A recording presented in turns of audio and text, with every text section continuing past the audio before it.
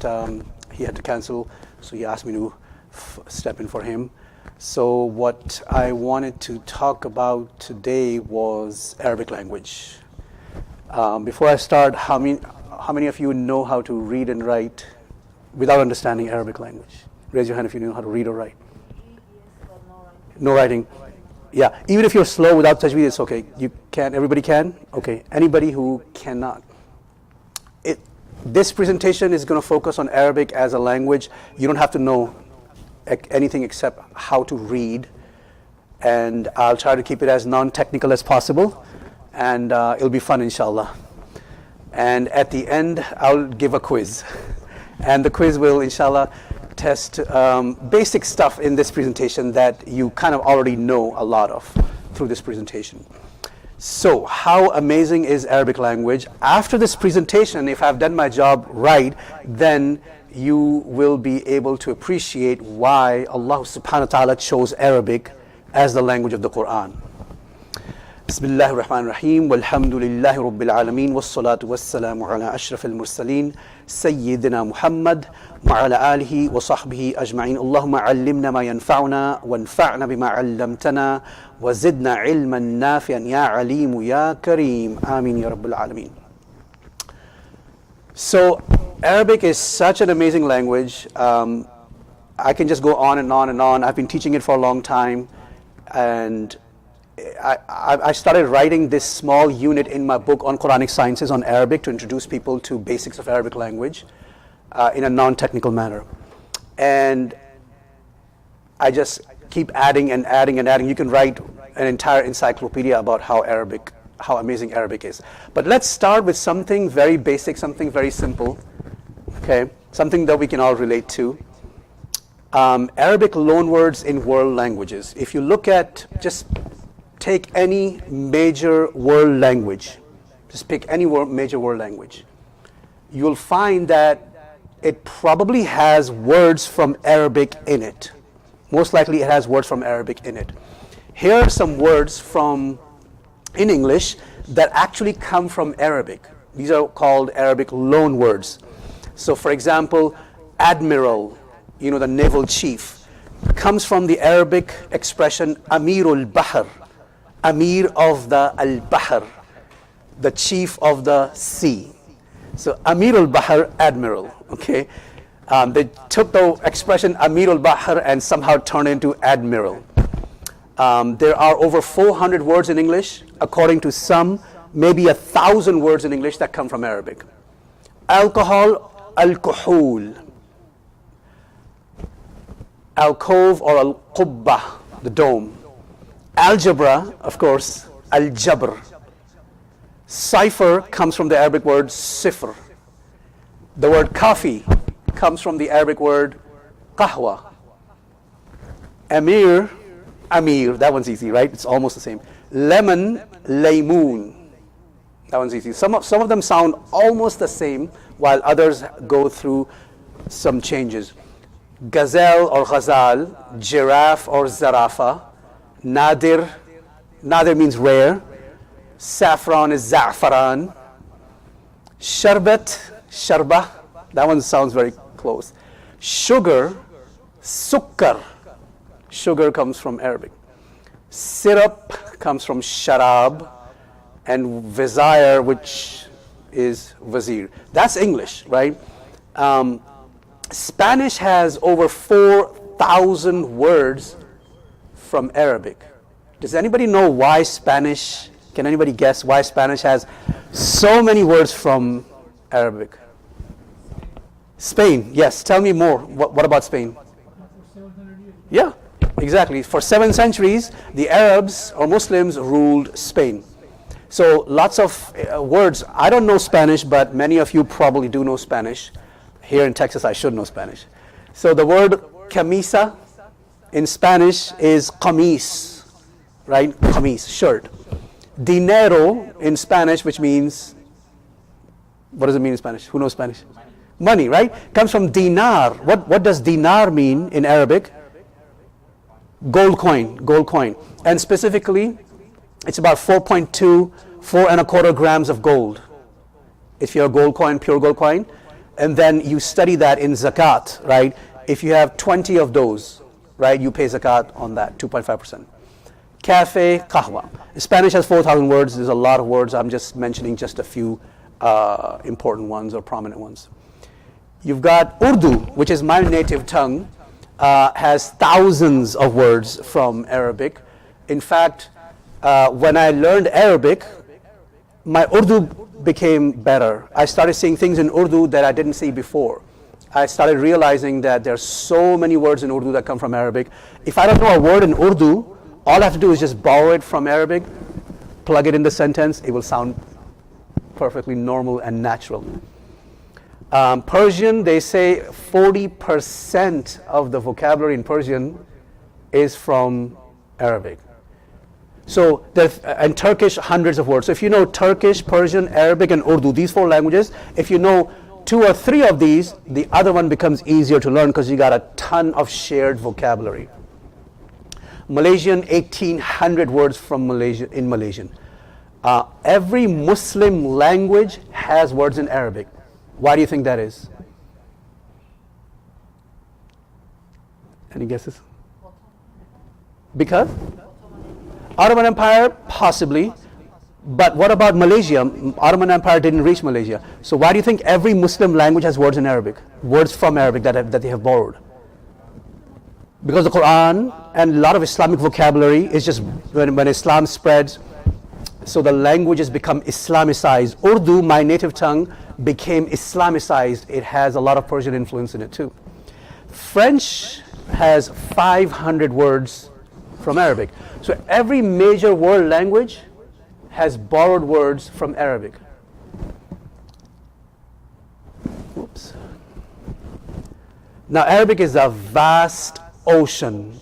Al-Imam al-Shafi'i radiyallahu anhu is reported to have said, "La yuhitu bil-lugha illa nabiyyun." The language is so big, so vast, that no one can know everything about it except for, of course, Allah and a prophet of God.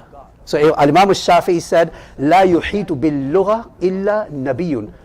I've been teaching Arabic for more than 20 years. I've authored books, and I train Arabic teachers. I certify them. Still, I don't know everything about Arabic languages. Still, I feel like I'm just a student. Still, there's things in there that I never even knew existed.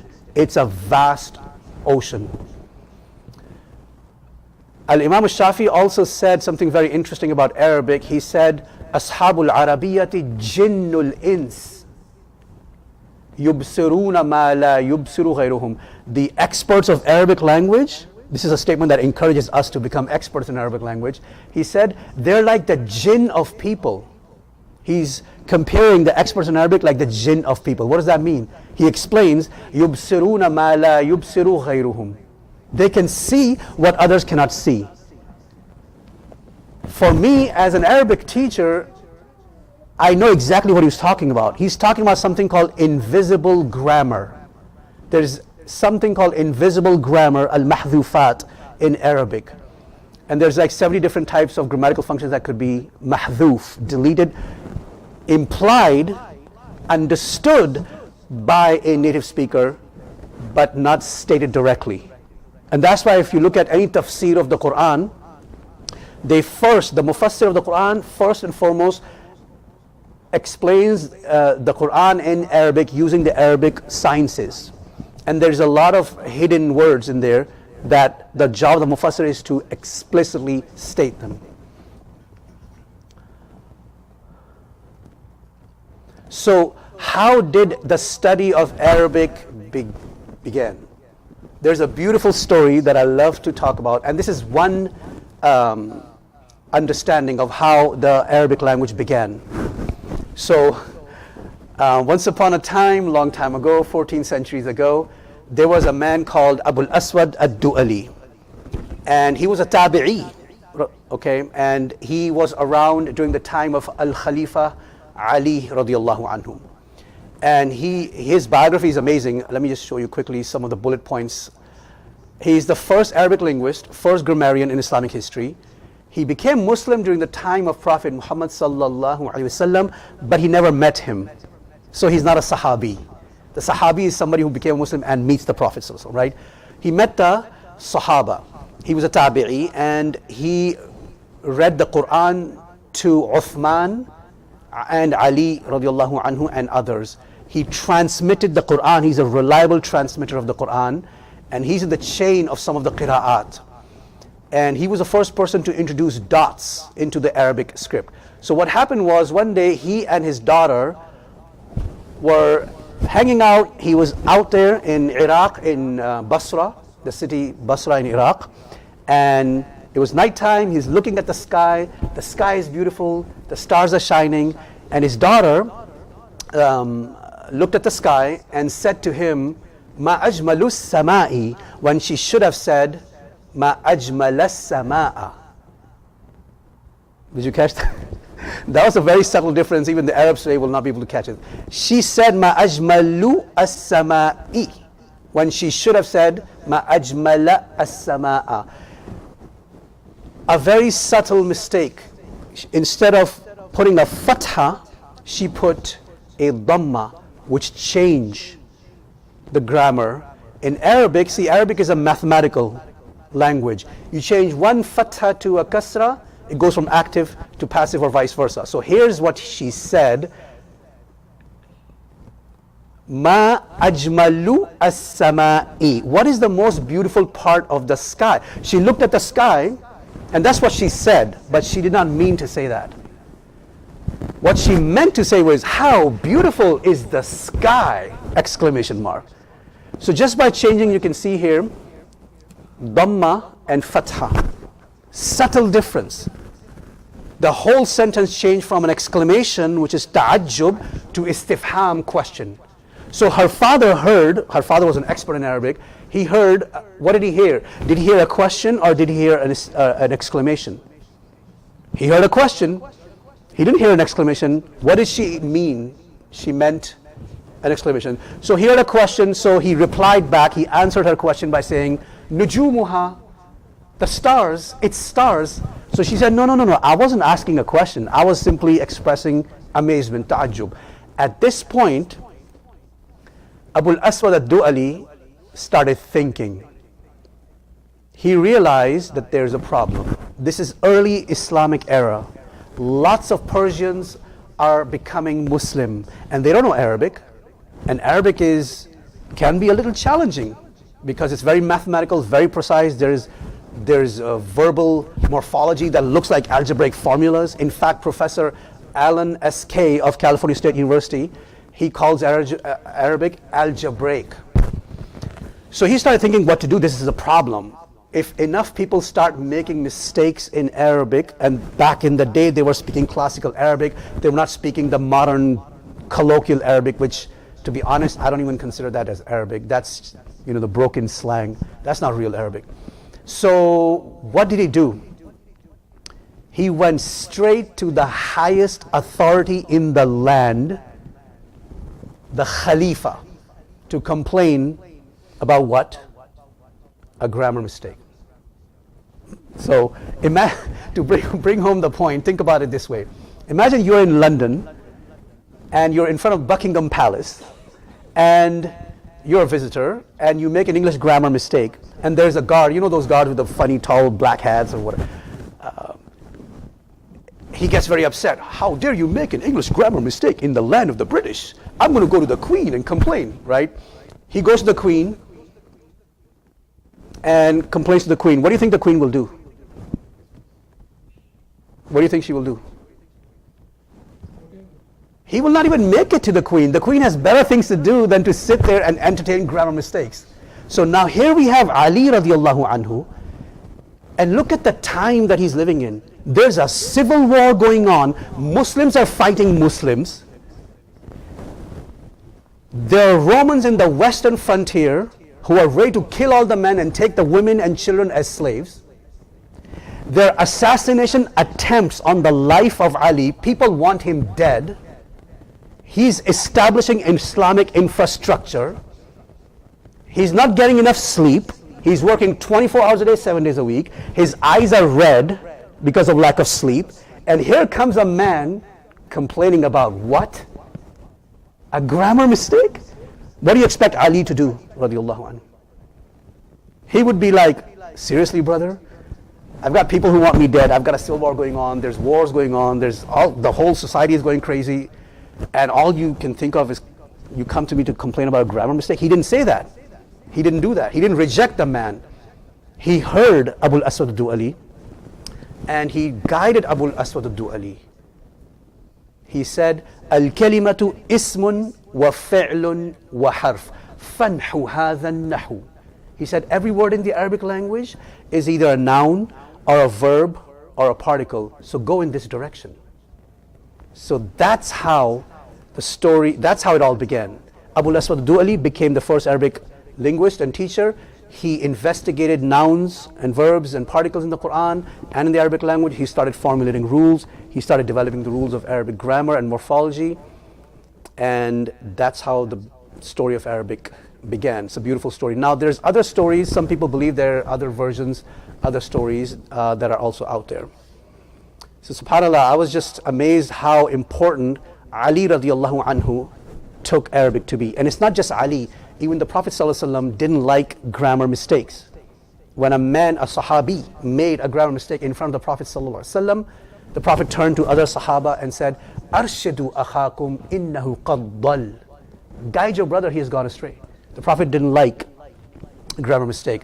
Abu Bakr didn't like, didn't like grammar mistakes. Omar definitely didn't like grammar mistakes. And there's interesting stories about Omar, how he took it very seriously. I'll tell the story about Omar right now. So one day Omar was walking around and he came across a group of young men who were practicing shooting arrows, archery. Brother Ibrahim, I was just telling Ibrahim, we did horseback riding, next time we should do shooting, archery, inshallah. So they were practicing archery, and these young men, right, probably were practicing archery to, join the army, defend the Muslims, go on jihad and stuff. So they were not doing a good job. And I know Umar radiallahu anhu, if he sees something, he's going to say something, right? He's not very politically correct. So he says to them, Bi'sa ma ramaytum, how horrible, how wretched is your shooting. He wanted them to take it seriously, and obviously he was going to guide them. But then these young men replied back to Umar radiallahu anhu and said, Innama nahnu muta'allimin. And when they said this expression, for those of you who know a little bit of Arabic, you know that expression is wrong. You can't say إنما نحن متعلمين. You can't say متعلمين.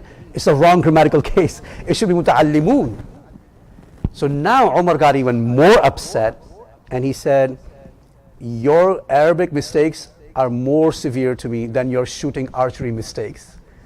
And he said, سمعت رسول الله صلى الله عليه وسلم يقول رحم الله امرأ أصلح من لسانه. May Allah have mercy, rahmah, on a person who rectifies, corrects his tongue, his speech.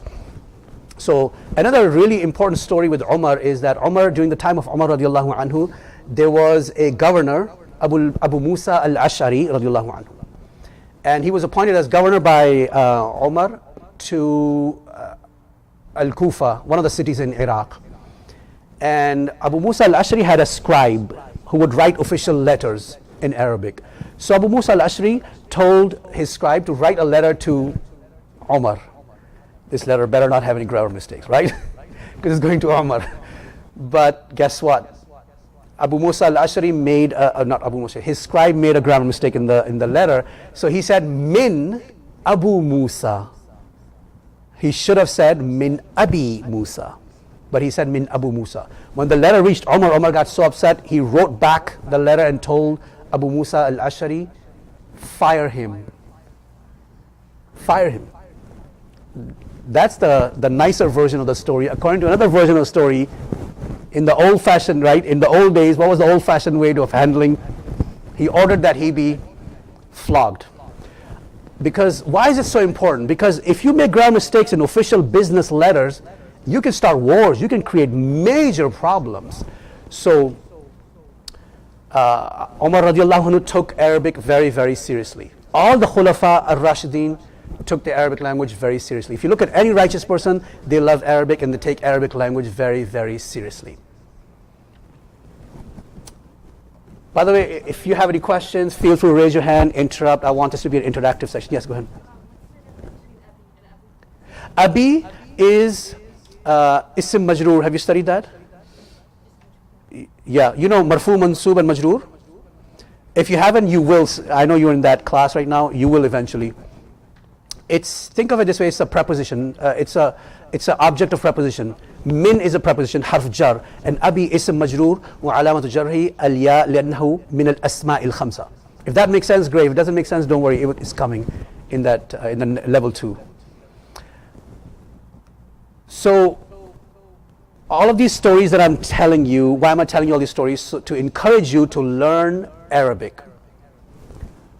The first Arabic dictionary was in the 2nd century of Islam, 11 centuries before the first English dictionary. It's called Kitabul Ain, written by none other than Al-Farahidi, who's absolutely another giant in Islamic scholarship. Now, Arabic script, Alif Ba Ta, my native tongue, Urdu, uses the Arabic script. Arabic script or Arabic alphabet, after the Latin alphabet, is the most widely used script ever invented. Hundreds of languages use Arabic script. Turkish used to use Arabic. Any Turks here? Yeah. What happened? Why did they stop using Arabic script? Well, the leader of that time wanted to bring modernization to the country. Yeah, that Mustafa Kemal. Yeah, don't get me started on that guy. Everybody hates every good Muslim. So he forced the Turks in the early 20th century to leave the Arabic script, because the Turks always used the Arabic script, and forced them to use the Latin script. So now if you go to Turkey, it's all Latin script, unfortunately. Imagine the trauma the country of Turkey must have gone through to force everybody to use, and that's not the only thing he did. He did so many other things. So many languages use Arabic script. Yes, go ahead. Sorry? Say it again? The language is Swahili? Swahili, yeah. Swahili is not written in Arabic because I know Swahili. Today it's not. No, it was never written in Arabic form. Okay. Because this is from a professor of linguistics. He says that. It's possible that in the past, like Turkish today is not, but in the past it may have been. I don't think so. Oh no, you have to check the history. Yeah. There's many languages that initially used Arabic alphabet, but then they were forced for whatever reason, European colonization and all that. But anyway, I'll also check this. Maybe the professor here is mistaken. I'm just quoting the professor here. Maybe you're right. I don't know. We can check, inshallah. Now, one of my favorite things to do when I was in Syria is to pick up, because I went to Syria to learn Arabic and Islamic studies, and is to pick up a computer science book in Arabic, because I studied computer science and engineering. My background is all STEM, right? Anybody studying computer science or engineering, or I know you are, yeah. So that was my favorite thing to do. I wanted to see how Arabic is used to describe technical concepts, science, technology, engineering, and mathematics. I was blown away. Just a simple example I'll give you here. Hasib in Arabic means something that calculates, a calculator, right? But what is the word in Arabic for computer? Please don't say computer. That's not the word. That's not a word. What's the word for Arabic in computer in Arabic? Hasub, right? Now, for those of you who are studying Arabic morphology, in Arabic morphology we have this thing called Ismul Mubalagha. Ismul Mubalagha is the noun of is hyperintensity.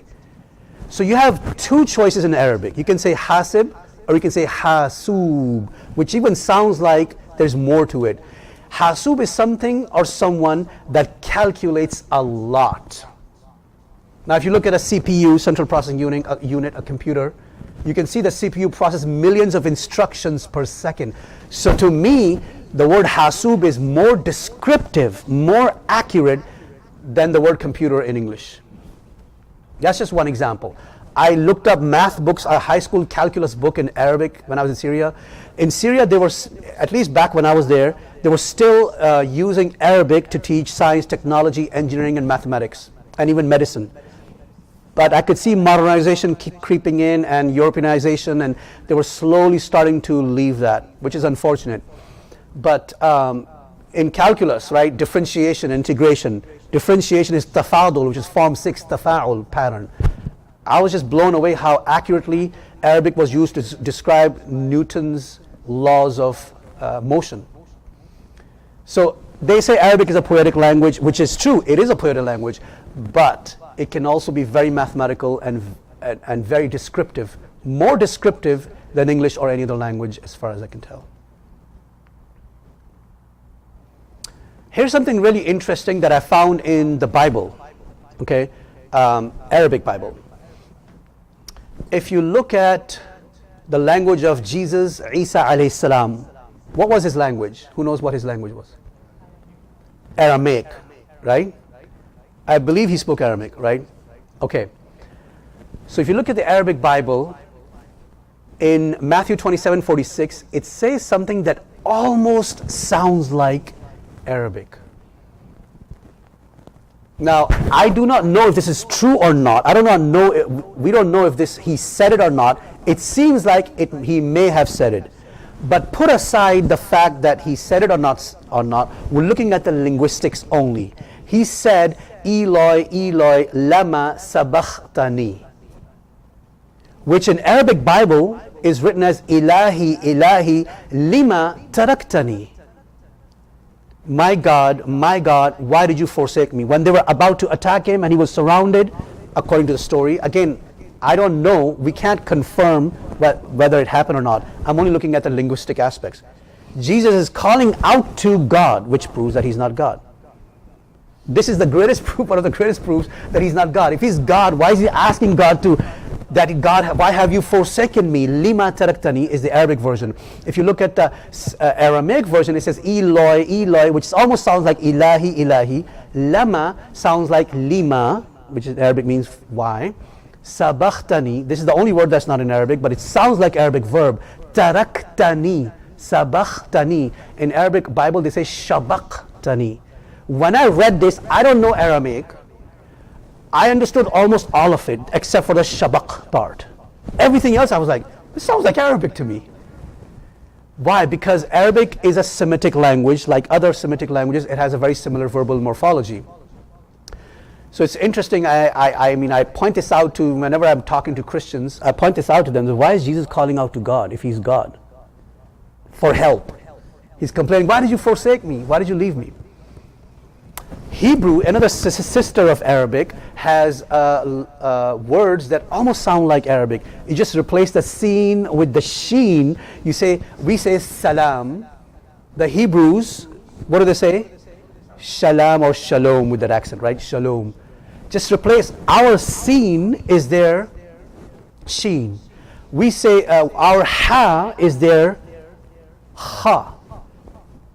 Ahad, the Hebrews say ahad. We say masih, right? So do the replacement, change the sin to sheen and ha to ha. They say mashih. So Arabic is a sister of, can be thought of, according to one theory, Arabic can be thought of as the 6th or 7th generation Semitic language. So the 6th or 7th great grandmother of Arabic would probably be the language of Adam alayhi salam. The language of Adam alayhi salam was a Semitic language, Lugha Samawiya. It then developed as humanity spread. More vocabulary was developed, but they're all similar sounding. They have the same verbal morphology. So if you learn one Semitic language, you can learn another one very easily. Arabic is the most advanced Semitic language. It's the best and the final, the perfect Semitic language. And that's one of the reasons why Allah may have chosen this language. You know what this is? This is the quiz. That's all I think. That's all I'm going to talk about. Actually, is there anything else I can mention? Yeah, there's so much more I can talk about, but we'll stop at this point. And if there's any questions, we can take those questions as well. Actually, let me mention a few more things before we take the quiz, since we have a few more minutes. Here's some interesting quotation from Professor Alan S.K., who was a linguist of Arabic at California State University, and he traveled to Emirates. He passed away a few years ago. And so I was at Barnes & Noble. I went to the World Languages section, and I picked out a book called World's Major Languages. And naturally, I opened the chapter on Arabic language. Every language has a different chapter. And in that chapter, Professor Alan S.K. was describing Arabic, how amazing it is. And I'm going to quote some of his, just the description of this professor. His name does not seem to imply that he's Arab or even Muslim. Allahu alam. He says, Arabic sticks out like a sore thumb in comparative Semitic linguistics because of its almost too perfect algebraic looking grammar that is root and pattern morphology. He's saying Arabic sticks out, meaning it's unique, it's too perfect. He says Arabic has an algebraically predictable verbal system. I'll show you some verbs. They look like algebra formulas. He said it's so algebraic that some scholars have accused the medieval Arab grammarians of contriving some artificiality about it in its classical form. In other words, they got jealous. They couldn't believe how perfect Arabic is.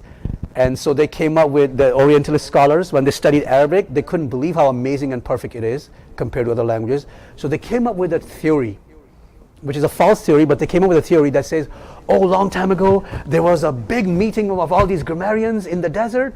They made up all these rules, they made the language look perfect, and then that's how Arabic spread. That's completely false and ridiculous. Even if you do that, you can't force people to start speaking a language just because you created some rules. They tried that with a language called Esperanto in Europe, and it failed. They just ended up creating another language. Let me show you some examples of, look at these. These are verbs in Arabic. These are formulas or patterns or awzan of verbs in Arabic. This is an excerpt from my book. And all you have to do is plug and play. Just replace the root letters with different roots and you get new words. And if you study Arabic, of course, this will not make sense to you right now because it's all looking like, weird. It's all Greek, right? But if you study Arabic, this will make a lot of sense. This is just the beginning. This is just the tip of the iceberg. If you look at, there are 14 pattern forms. There's so many patterns. It's like hundreds of patterns. I think that's all I want to talk about. I can just keep going on and on and on, but we can just take the quiz now. Any questions, comments? What's the best way to learn Arabic, right? That's the question that comes up. How do you learn Arabic? Even if you're an Arab and you're already speaking, what you're speaking is probably colloquial, Ammiya or Lugha Darija, right?